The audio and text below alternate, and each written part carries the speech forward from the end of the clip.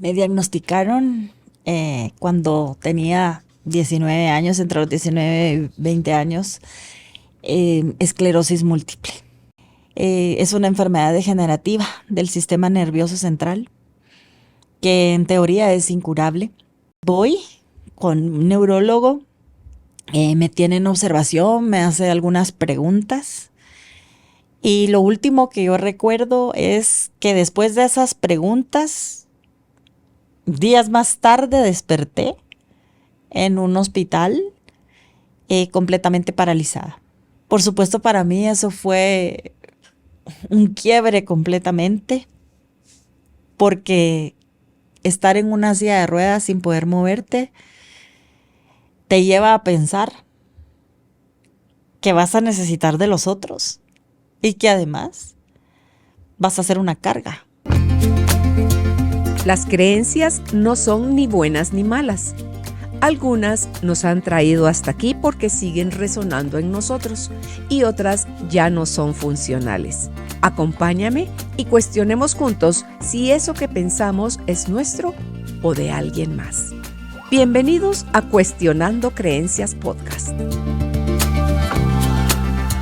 Tribu de Almas Conscientes, mi nombre es Carolina Alcázar. Gracias por estar con nosotros en Cuestionando Creencias. Hoy la pregunta que nos atañe es la enfermedad.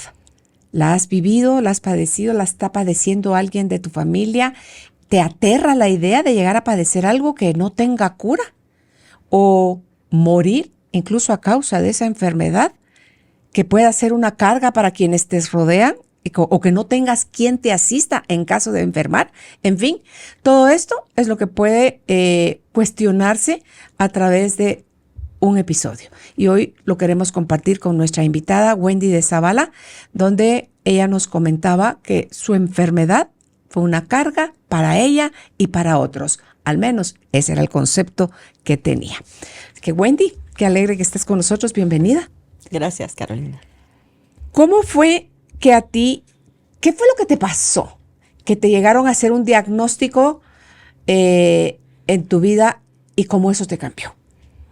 Bueno, me diagnosticaron cuando tenía 19 años, entre los 19 y 20 años, esclerosis múltiple.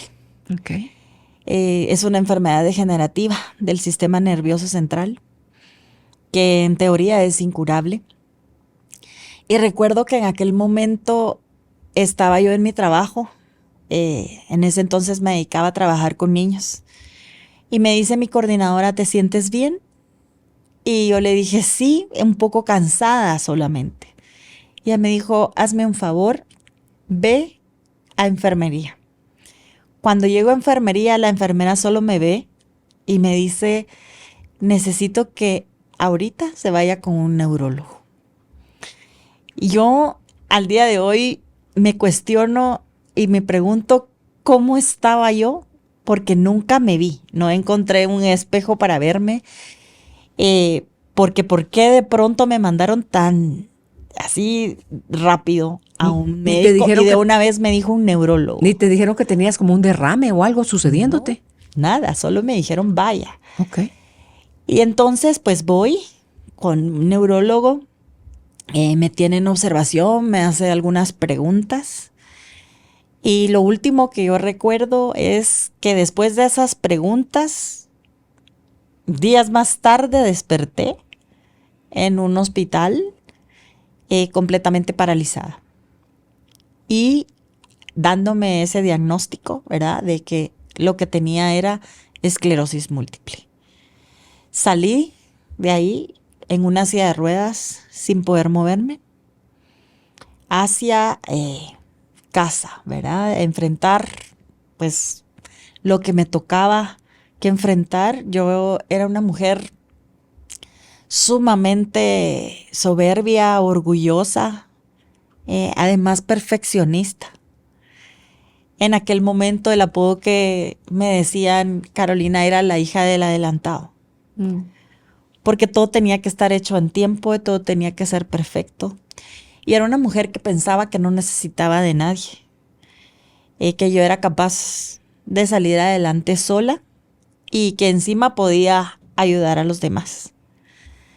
Por supuesto, para mí eso fue un quiebre completamente, porque estar en una silla de ruedas sin poder moverte te lleva a pensar que vas a necesitar de los otros y que además vas a ser una carga, ¿verdad? Porque enfrentar eso y que aquellas personas con las que tú te habías manifestado o habías dado esa imagen de que tú podías sola, ahora te tienen que cuidar. Todo eso estaba a nivel de tu mente, Wendy.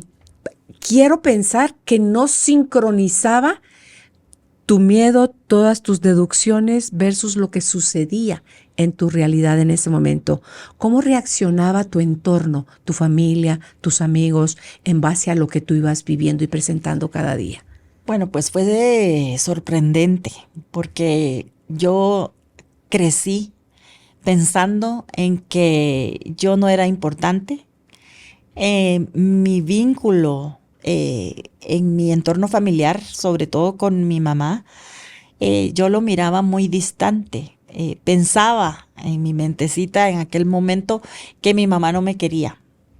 Sin embargo, ella se esforzaba todo el tiempo por darnos a mis hermanos y a mí todo lo mejor. Y claro, hoy entiendo que esa era una forma de amarme, pero aquella niña necesitaba la presencia de su mamá, necesitaba los afectos de su mamá, y yo lo sentía muy distante. Mi mamá fue una persona muy, muy rígida, muy autoritaria, que también eso tiene un fruto en mí hoy, pero en aquel momento yo no lo entendía.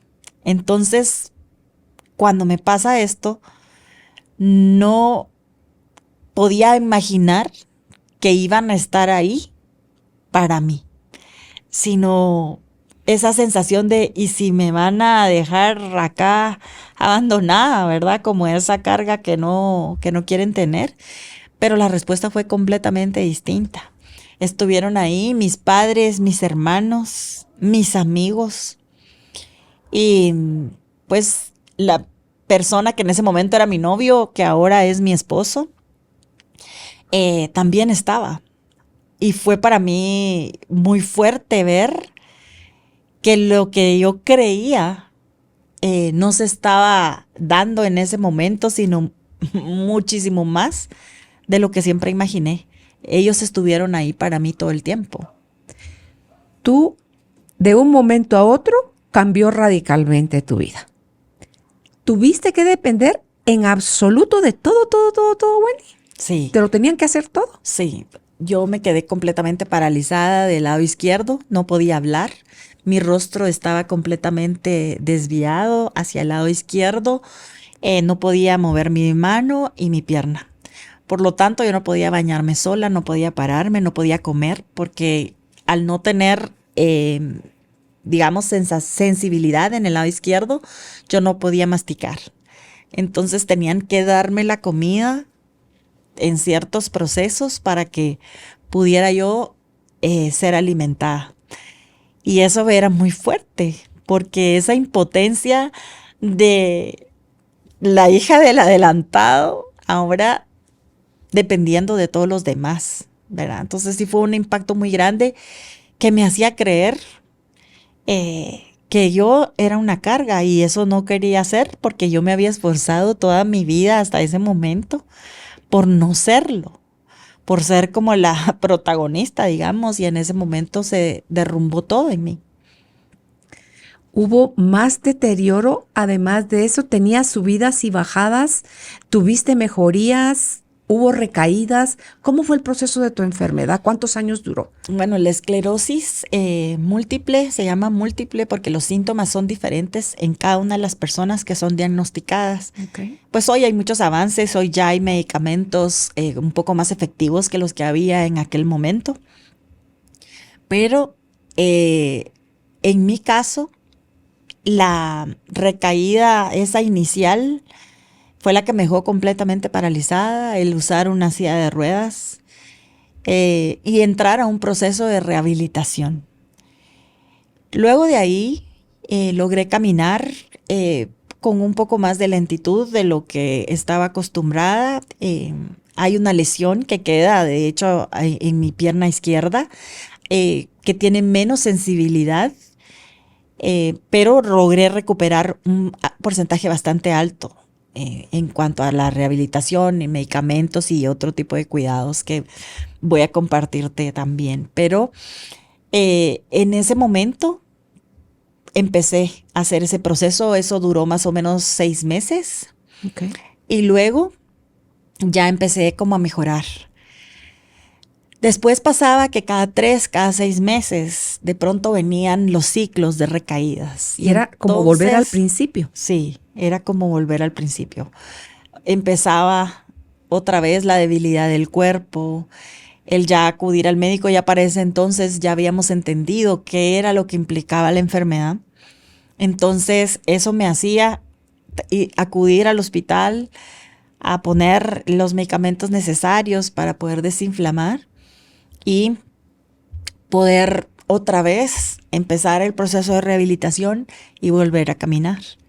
Entonces eso era como el proceso, ese proceso de cada 3, cada 6 meses duró más o menos entre 14 y 16 años ese proceso. Enojo, miedo, tristeza, cólera, ¿qué vivías, Wendy, en tu mente? Bueno, mucha impotencia, mucha tristeza, porque tener que enfrentar lo que siempre había tratado como de cubrir en mí, que era esa vulnerabilidad y el reconocer que necesitaba de los demás, fue, digamos, que lo que más tendía a manifestarse en mí. Creo que en el primer momento sí hubo como un cuestionamiento de por qué a mí. Si yo trataba de hacer las cosas bien, yo soy una persona buena. A veces padecemos de buenitis, ¿verdad, Carolina? Entonces, el pensar que el ser buena, entre comillas, no había funcionado. Entonces, ese cuestionamiento también me lo hice y eso me llevaba a sentirme triste. Porque ¿por qué a mí? Y fue pasando el tiempo y poco a poco, pues, fui entendiendo de que yo no era tampoco alguien, un ser fuera del mundo, para que no me pasaran ciertas situaciones y que de pronto a veces pensamos que el hacer o imaginar que estás haciendo las cosas bien te hace como un camuflaje que a ti no te va a pasar. Y hay procesos que creo que son parte de las cátedras que tiene esta escuela de la existencia, que vienen a removerte y a invitarte a regresar a la esencia y a descubrir que estás protegida de 1000 capas que no hacen bien, que funcionan en un momento, pero que conforme uno va creciendo ya no funcionan, que la vida realmente se está invitando a ser plena. Pero en esa rigidez que yo tenía, pues hoy entiendo que eso era imposible, que había que ser quebrada, ¿verdad? ¿Le pediste alguna vez a Dios morirte? Sí. Sí. Sí, por supuesto. Es desgastante cuando pasan los años y estás con esa etiqueta de la enfermedad es incurable, tienes que usar medicamentos. Yo me tenía que inyectar semanalmente. Aprendí a inyectarme, de hecho todavía tengo algunas cicatrices en mis piernas.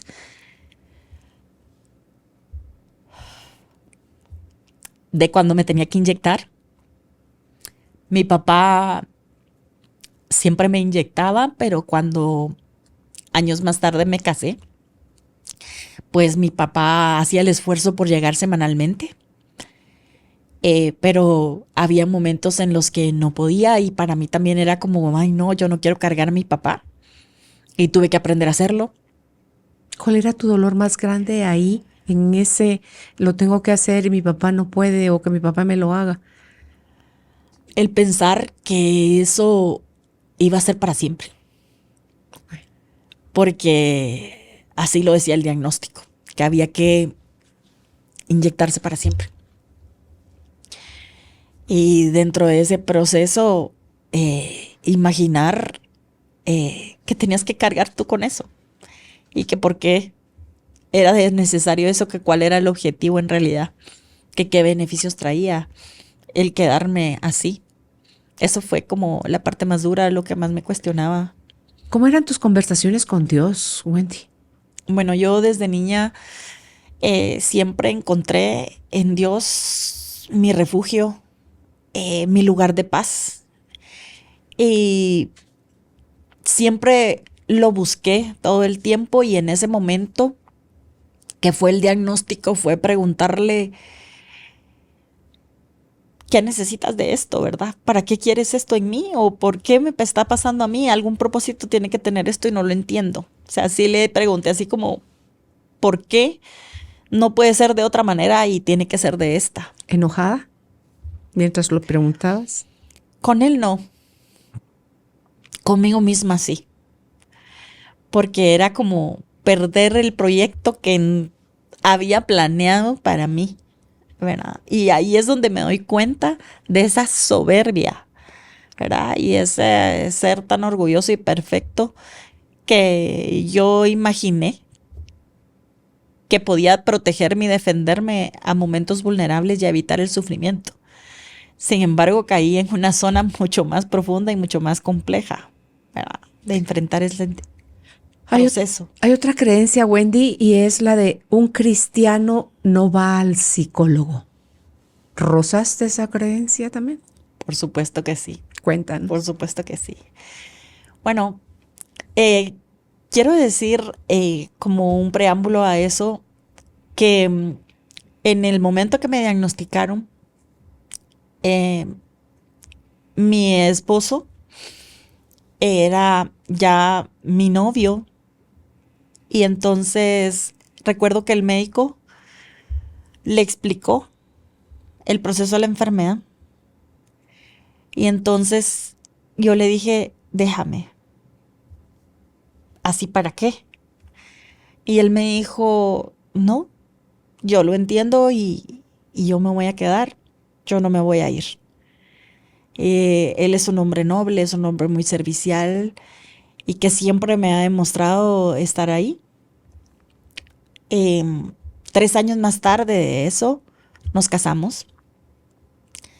Y entonces, al año, el médico dice: es importante que quedes embarazada, porque hay estudios que demuestran que esto puede tener un factor de protector que puede evitar que tengas recaídas tan recurrentes, pero también puede pasar que esto detone algo más fuerte.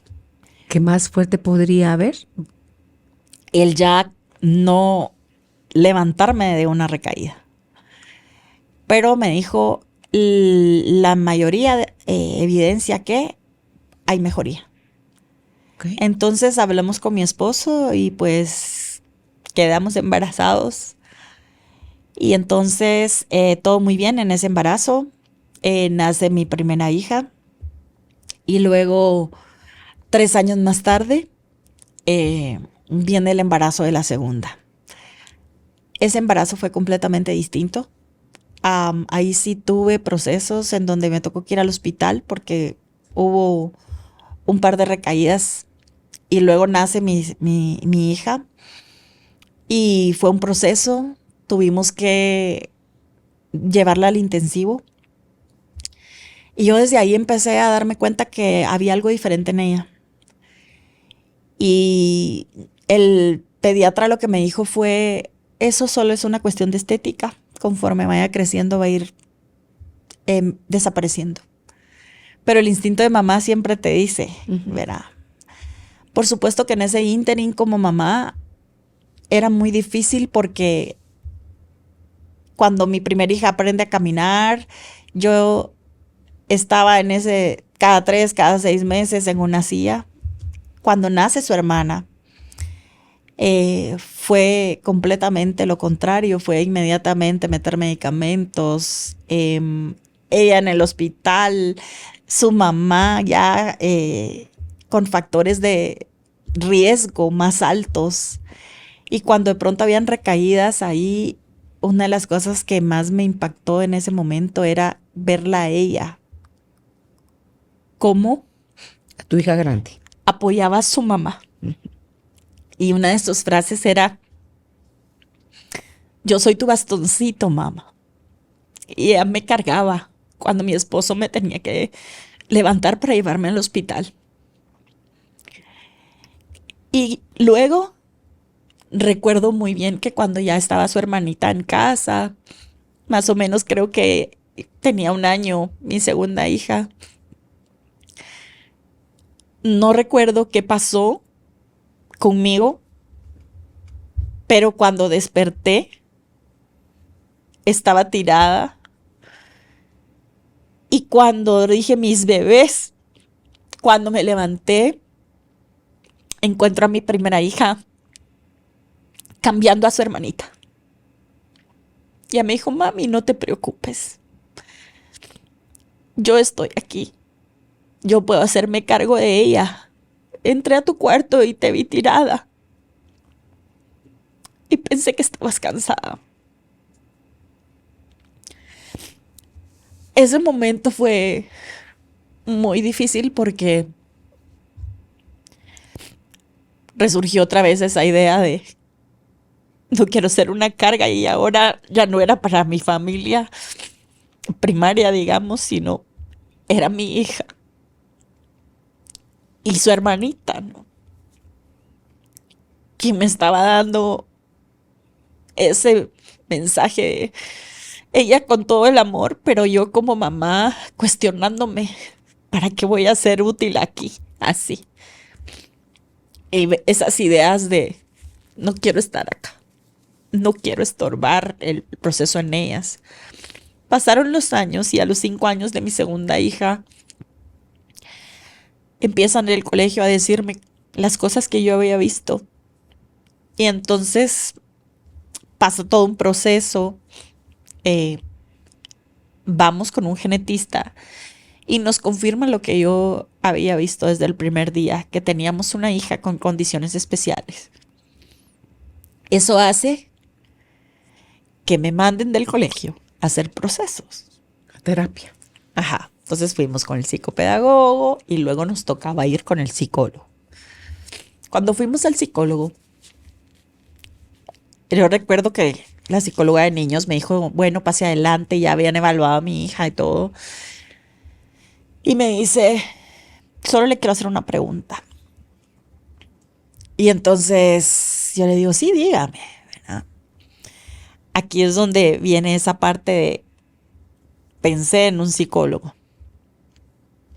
Yo soy cristiana y la idea, que ahí nace otra creencia que yo tenía, era que el cristiano no necesitaba ir a un psicólogo,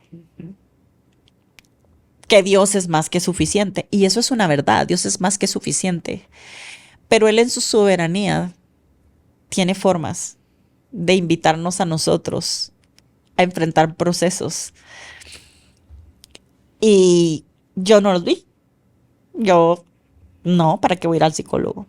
Yo hablo directamente con Dios, yo, ¿verdad? Puedo pedir, puedo hacer. Y entonces cuando la psicóloga me hace la pregunta, que me dijo que me iba a hacer, lo que me pregunta es, ¿cuál es el mayor miedo que tiene? Y me sale en automático ser como mi mamá. En ese momento ella me dijo, bueno, señora, no tengo más preguntas. Por favor, pase y haga su cita con el psicólogo de adultos. Y yo, pero ¿cómo, verdad? O sea, no. Recuerdo que una muy buena amiga mía estaba también en un proceso ahí, en ese centro. Y entonces le conté y le dije, fíjate que me mandó, pero pedí la cita, pero no hay citas disponibles. Y para mí era mejor. Y entonces me acuerdo que me llama horas más tarde y me dice, tu cita es la próxima semana a las 3 de la tarde. Y yo, pero es que no habían citas. No, no habían. Yo te di la mía. Y entonces no podía hacerle el mal gesto de no ir. Y entonces fui. Fue cuando me senté por primera vez con un psicólogo. Más o menos a la quinta sesión, me pregunta que por qué yo caminaba con mis bastones. Ujú. Y entonces yo le dije, es que tengo esclerosis múltiple. Y entonces ella solo me mira y me dice, el día que perdones verdaderamente a tu madre, se va el último de tus síntomas. Y yo, en mi carácter y mi personalidad, lo que le dije fue, yo ya la perdoné. Yo he ido a muchos retiros. He ido a muchas actividades dentro de esa espiritualidad que yo profeso. Y yo ya la perdoné. Yo ahora la miro con ojos diferentes. Yo ya le hablo, ya interactúo con ella. Y entonces me acuerdo que me dijo, mira, te voy a dar una tarea. Y me imprimió una hoja donde está todo el origen emocional de la esclerosis múltiple. Y cuando llego a mi casa y empiezo a leer, y me dijo, subraya todo con lo que te identificas. Y ahí decía, persona irascible, que no acepta la opinión de los demás. Para ese momento en todo este proceso que he tenido con Dios, yo sí le había dicho muchos años antes a Dios que quería que me mostrara que había que... Y claro. Que había de dolor. Sí.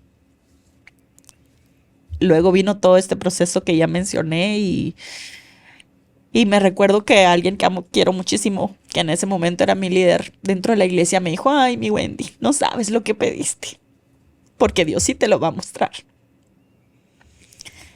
Y ahí en esa hoja era como decirme, querías respuestas. Ahí están. Mírate. Solo necesito que lo reconozcas. Y algo tan maravilloso fue ver la misericordia y el amor de Dios sobre mi vida. Sin acusarme, sino decirme, esto eres. Y a pesar de que eres eso, he estado aquí. Reconocer que era la persona irascible. Decía, persona que necesita el afecto y la cercanía de los demás, pero no sabe pedirlo. Por lo tanto, se esclerosa para que las personas se acerquen a ella. Y yo, porque no es que te lo inventes, ¿verdad? Esclerosa quiere decir te paralizas, te paralizas. Por supuesto que no es algo que tú diseñes. Eso es a nivel inconsciente, porque Claro. no es que amanezcas y digas, bueno, voy a vivir este proceso para que esto pase. O sea, no. Claro, es el que no se mueve y que los otros se acerquen. Así es, así es. Sí. Era como, bueno, en psicología se llama una ganancia secundaria, que es a nivel inconsciente, donde pides, ¿verdad?, que se acerquen a ti. Okay. Y entonces decía también que era una persona perfeccionista, que idealizaba muchísimo. Y luego en la segunda hoja decía, persona que emite un constante juicio sobre el progenitor de su mismo sexo. En este caso, mi mamá. Y sí, definitivamente, check. es así. Era de gritar lotería, ¿verdad? Y al final de la hoja, la psicóloga escribió, el único perfecto es Dios. Y regresé a la siguiente sesión y le dije, ¿tú escribiste esto para mí? Y ella me dijo, no, esto es investigaciones. Y yo le dije, tengo que reconocer esto.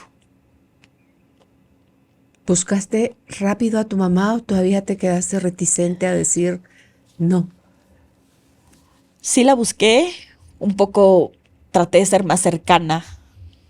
De hecho, creo que cuando escuche este programa va a ser la primera vez en la que se entere de todo este proceso, porque no fui capaz de enfrentarlo de esa forma, por miedo. Por miedo a su reacción. Ok. A su reacción. porque algo que también tenemos que tener claro es que cuando tú trabajas tus procesos de dolor, tus percepciones y tus transformaciones son hacia acá adentro. No necesariamente los demás lo entienden. Y no es automático que ellos puedan reconocer que está pasando algo, ¿no? Y por otro lado, Wendy, entiendo en tu narrativa que es una cosa muy distinta, es lo que nosotros estamos interpretando de ellos. Total. Versus lo que ellos están siendo y dando y que no aparece en el panorama de ellos, eso que nosotros estamos dibujando en nuestra mente. Totalmente, totalmente. Hoy puedo decir que abrazo esa herencia que mi mamá me dio. En aquel momento cuando dije no quiero ser como ella, hoy puedo reconocer que soy como mi mamá, en una mejor versión, por las posibilidades que ella me permitió de ser la siguiente generación, digamos, ¿verdad? La honro, agradezco mucho la mamá que tengo y puedo hoy hablarlo con libertad. Si no hubiera tenido la mamá que elegí para tener, no sería la mujer que hoy soy. Totalmente. Y eso es el mejor regalo para mí después de este proceso, que por supuesto me lleva a romper estas creencias. Porque hoy reconozco que mamá no estuvo cerca. Mi mamá fue una mujer que trabajó muchísimo toda su vida y fue por amor. Su manera de decir los amo era esa. Ella también tiene una historia. Y por supuesto, desde esa historia ella quería que nosotros tuviéramos algo completamente distinto, aunque eso significara que ella no estuviera presente, como un niño que quiere estar jugando con su mamá, ¿verdad? Y esa percepción y eso me llevó a esas creencias también, ¿no? Ok. Esa ida al psicólogo cuando te mandan a citar del colegio sería un buen punto de quiebre, Wendy. ¿Hubo otro? ¿O hubo el de tu hija cuando encuentras a tu hija que tú estás tirada en el piso y ella cambiándola de pañal? ¿Qué fue? Es que quisiera visualizar toda tu historia. ¿Qué había? ¿Qué más había adentro que te llevó a ese switch a cambiar? Yo creo que esos puntos de quiebre se fueron dando por niveles. Okay. Hoy puedo reconocer que el primer punto de quiebre fue ver a mi mamá ahí conmigo. Que sí te amaba. Ajá. Que en ese momento no lo entendí, porque era como, ¿y ahora qué va a pasar aquí? ¿Verdad? En este proceso. Pero hoy puedo ver mi mamá ahí. Y mi papá también, por supuesto. Mis hermanos, ¿verdad? El amor de mis hermanos todo el tiempo. Fue como el inicio de un espacio que empezó a tener luz. Luego, el segundo, el amor de mi esposo. Su donar, su ser, para decir, podemos con esto. Luego, creo que el momento más vulnerable, mi hija mayor, cuando me decía, yo soy tu bastoncito y aquí estoy. Fue como un gesto de una niña, de un amor que no te cuestiona, incondicional, ¿verdad? Y el cierre, el regalo que viene a ser mi segunda hija, con esa manera o esa forma que Dios le envió a nosotros. Y me hace, yo le digo a Dios, qué creativo sos, le digo yo. Porque no la vi venir, que todo este proceso era para que yo me sentara aquí, a analizar, ¿verdad? Ese ser interior en esa fase del psicólogo. Y al día de hoy, es como ese broche, ¿verdad? Que cerró, el que ella tuviera esta condición. Y me llevara hacia enfrentar todo ese dolor y transformarlo. Y por supuesto, soltar esa creencia, cambiarla, porque al final una creencia es algo que te limita, es algo que te retiene y no te hace ser tú. Entonces el descubrir esa capacidad de saber que puedes hacerte cargo, que puedes tomar la vida en tus manos, que puedes hacer una especie de detox de esas creencias e integrar que puedo ser responsable, que puedo hacer un buen uso de mi libertad, que puedo reconocer el amor de las personas, no desde el ideal, sino desde lo que son, de lo que tienen ahí para dar, que es para bien, que es para mi favor. Entonces creo que podría decirte que esos fueron los niveles, ¿verdad? De el punto de quiebre que me fue en aumento. Y entiendo que el proceso te va a estudiar psicología. Sí. Yo, una de las cosas que le agradezco a Dios, primero es haberle conocido desde el vientre de mi mamá. Y luego, digo siempre, yo no busqué a la psicología me buscó a mí. En medio de esas experiencias, o sea, de lo que yo fui viviendo. Luego, por supuesto, he tenido otros procesos terapéuticos y en medio del aprendizaje también yo no busqué la psicología para poder después dedicarme a eso, aunque ahora para mí es un regalo, sino para aplicarlo primero a mí. Y todo lo que aprendo, porque me gusta muchísimo estudiar, lo aplico primero a mí, porque Claro. para mí no tiene sentido si voy hacia afuera y no lo hago adentro. Claro.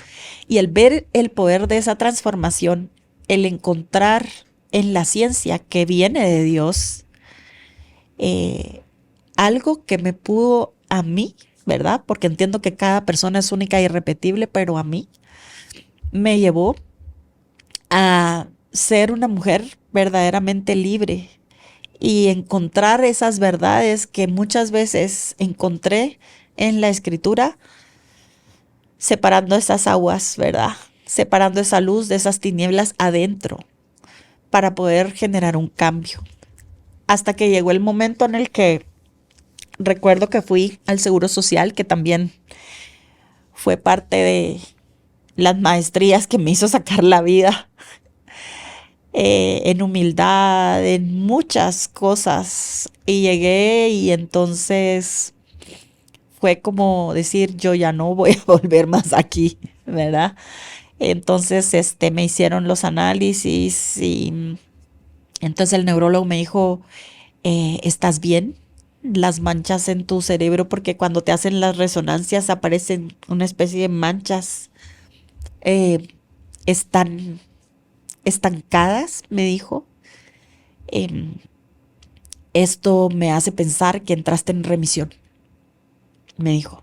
Entonces, vamos a estar monitoreando, pero en este momento creo que podría decir que no vas a empeorar más. ¿No volviste a tener otra recaída después de eso? No. ¿Cuántos años algunas pasaron? sensaciones, al día de hoy han pasado más o menos 10 años de eso. ¿Secuelas, Wendy? Solamente la sensibilidad del lado izquierdo, que no tengo la misma sensibilidad. ¿Qué porcentaje tienes de diferencia? Bastante. ¿Qué será? Sí. 40, 60. Sí, más o menos. Okay. Creo que en la pierna te puedo decir que siento un 30%, Okay. igual que en el brazo. En la auditivo se perdió, porque fui con un otorrino, se perdió más o menos el 2% de la audición del lado izquierdo. Pero de ahí, pues... Uno te ve a simple vista y tu luz es sí, sana, renovada y, como se dice, con milagro. O sea, sí. un milagro que la ciencia decía, perdone lo suyo. Y esto debe ser de lo peor, Wendy, al inicio. Sí. Ese diagnóstico tan severo, tan roba esperanzas. Uh-huh. Y eso súmaselo a todo mix que tiene la gente, cada quien de su propia historia y experiencias de vida y sus creencias, que te lleva a vivir un proceso o con más luz o con menos luz. Así es. Y qué bueno que tú estabas cercana a Dios. Claro, y esa fue otra creencia importante, que yo pensaba que los milagros o eran automáticos o no eran.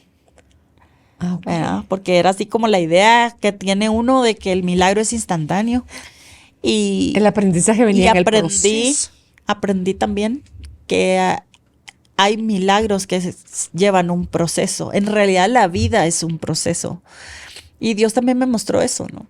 Es un proceso, es un camino. Y me llevó años, ¿verdad? Y bueno, para él un día es como 1000 años y 1000 años es como un día. Al día de hoy creo que la tarea que encuentro después de haber roto esa creencia es entender que los procesos también te llevan a la vida. No es que te quieran matar. Una de mis escritos favoritos en la escritura es una parte que hay en el libro de Oseas que dice, y la traeré al desierto para hablarle con ternura. Y hay una versión que dice, y la traeré al desierto para tener amores con ella. Y siempre bromeo con Dios y le digo, pero a ti no se te pudo haber ocurrido haber puesto la Torre Eiffel o algún otro punto. ¿Por qué pones el desierto? O sea, qué lugar tan árido para tener amores. Pero hoy que he recorrido ese desierto, por mucho tiempo puedo decir que las flores que hay en el desierto son mejores, que cuando encuentras los oasis te nutren mucho más que cuando estás lleno de verde. A lo mejor en la Torre Eiffel te hubieses distraído más. Sí.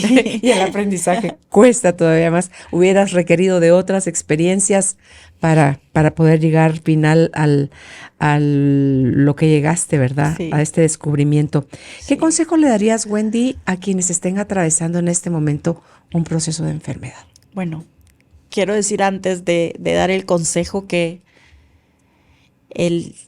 encontré no solo un milagro, no solo la sanidad física. Encontré el poder valorar a mis padres, a mis hermanos, a la familia que he formado juntamente con mi esposo, que también ese es un milagro que a veces damos por sentado. Y creo que el valor de la familia es un milagro también. Y el valor también de haber encontrado el que podía ser capaz de ser profesional también es un milagro, ¿verdad? Porque una persona que es irascible, que no acepta la opinión de los demás, imagínate que se siente a recibir y aprender. Eso también es un milagro. Entonces el consejo que yo le diría a las personas es que revisemos la actitud con la que queremos enfrentar los desiertos que pronto nos presentan la vida, que son invitaciones para que podamos encontrarnos y poder crecer y ser mejores personas. Y para, por supuesto, decirle sí a la vida, a pesar de los procesos que podamos estar viviendo. Si pudieras retroceder el tiempo, ¿elegirías desaparecer la enfermedad o la vivirías de todas maneras? Qué buena pregunta. Creo que con la conciencia que tengo hoy, y que es algo que he trabajado muchísimo en mí, sí elegiría no hacerme eso a mí. Aunque entiendo que hay situaciones biológicas, ¿sí?, que son parte de este estuche que se degenera y que puede pasar. Y que el hecho de que no sanes los síntomas tampoco significa que tu vida terminó. Nosotros no somos síntomas, somos más que eso. Pero sí elegiría no hacerme eso a mí, porque no es que ni siquiera lo hice para los otros. Esto me lo hice a mí por no haberme podido dar cuenta todo lo que sí había. Pero en mis ideales, ¿verdad?, no era suficiente. Entonces hoy, si pudiera cambiarlo, sí haría las cosas diferentes desde ese inconsciente, por supuesto. Pero si no pudiera ser posible eso, creo que sabiendo el resultado que ahora tengo, volvería a pasarlo. Ok. Pues me tocaste profundamente con tu historia, Wendy. Ya habíamos conversado al respecto en alguna oportunidad, en tomando un cafecito. Y te oigo y me identifico con tantísimas cosas de las que tú dijiste, de tu vieja Wendy, de tu Wendy en proceso, de tu Wendy actual. Y dice uno, me confirmo que son pocas cosas pasándonos a muchas personas, que es de sabios aprender de los errores ajenos, que el dolor ajeno puede ser también un gran maestro para nosotros, que abramos los sentidos, que, que los ojos dicen que Dios jugó un poco con nosotros al ponernos los ojos hacia afuera, cuando en realidad deberían, dice, date una vuelta en U, regresa a ti y revisa cómo está aquello. Y por eso te quiero dejar yo hoy a ti una pregunta para que revises. Ya Wendy nos contó lo relacionado que estaba con su mamá, su enfermedad y cómo hoy vive ella con su mamá una nueva relación amorosa. Pero si tú quieres empezar a hacer procesos y evitar llegar a enfermarte, porque esto es curarte en salud, es cuáles son las palabras intensas o apremiantes que utilizas para describir tus miedos más profundos y las quejas sobre la relación que tienes o tuviste con tu mamá, por un lado. Y por otro, ¿has notado que tiendes o tendías a repetirlas con tu pareja si es que has tenido más de una pareja? Entonces, esperamos tu respuesta y yo te voy a contar en un en vivo con qué sorpresas me encontré yo al plantearme esta pregunta y hacer mis propias listas. No dejes al último tu salud física, tu salud emocional y tu salud espiritual. Busca ayuda a donde creas que te conviene hacerlo. Aquí has estado viendo aparecer de Wendy en el cintillo todos sus datos, pero te los repito igualmente. Ella es licenciada en psicología, es logoterapeuta y es tanatóloga. También tiene especialidad de terapia en parejas. Puedes encontrarla en Instagram como Wendy de Zavala GT, en Facebook como Wendy de Zavala, en su teléfono de WhatsApp más 502 5896 5704. Esperamos esto te haya ayudado a aclarar algunas de tus dudas y creencias. Hasta un próximo episodio. Chao. Cuando modificamos lo que pensamos, todo nuestro mundo se transforma. Gracias por acompañarnos y atreverte a cuestionar tus creencias más arraigadas. Hasta un próximo encuentro.